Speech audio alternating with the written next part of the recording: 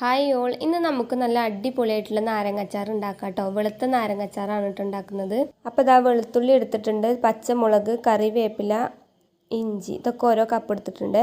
പിന്നെ കഴുകി വൃത്തിയാക്കി വെച്ചിട്ടുള്ള നാരങ്ങയാണ്. നാരങ്ങ നമ്മൾ ആവിയിൽ വേവിച്ചിട്ട് ഉപ്പ് ചേർത്ത് വെച്ചിട്ടുണ്ട് കേട്ടോ.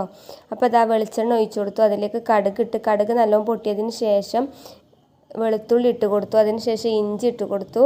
പിന്നെ നമ്മൾ പച്ചമുളകും കറിവേപ്പിലയും ഇട്ടിട്ട് നന്നായിട്ട് മൂപ്പിച്ചെടുത്തതിന് ശേഷം അതിലേക്ക് നാരങ്ങ ഇട്ട് കൊടുത്തു. ഇനി ഇതിലേക്ക് 1 ടീസ്പൂൺ മഞ്ഞൾപ്പൊടി ചേർത്ത് കൊടുത്തു. പിന്നെ ഇതാക്കണം നമ്മൾ കായം ഉലുവയും പൊടിച്ചിട്ടുള്ള പൊടിയാണ് കേട്ടോ ചേർത്ത് കൊടുക്കുന്നത്.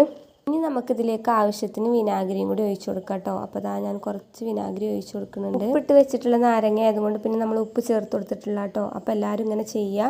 പിന്നെ അതുപോലെ നമ്മളൊരു സ്പൂൺ പഞ്ചസാരയും കൂടി ഇതിലേക്ക് ആഡ് ചെയ്തിട്ടുണ്ട് കേട്ടോ. അത് വീഡിയോയിൽ പെട്ടിട്ടില്ല. അപ്പോൾ അതാ നമ്മൾ ഒരു 5 മിനിറ്റ് നമ്മൾ ഗ്യാസിൽ വെച്ചിട്ട് വേവിച്ചെടുക്കുക. എന്നിട്ട് നമുക്ക് ഗ്യാസ് ഓഫ് ചെയ്യാം കേട്ടോ. അപ്പോൾ ഇതാക്കണം നമ്മുടെ നാരങ്ങാച്ചാർ ഇവിടെ റെഡി ആയിട്ടുണ്ട്.